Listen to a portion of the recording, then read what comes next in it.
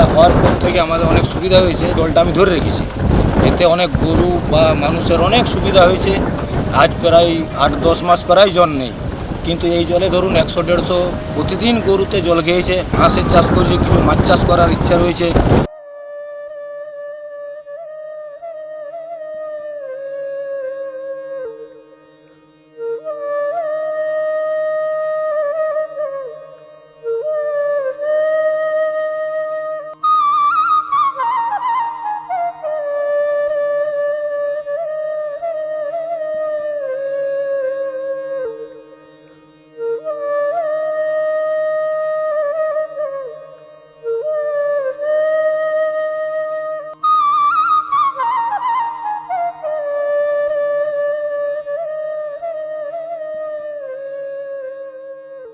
আগে আমরা বালতিতে ওষুধটা গুলে ঝাঁটাই করে করে ছিটিয়ে দিতাম, তারপরে ওই মেশিনটা পাওয়ার ফলে আমরা ওইটাই অনেক মানে ওষুধটা নষ্টও হয় না আর কম সময়ের মধ্যে অনেকটা জায়গায় দেওয়া হয়।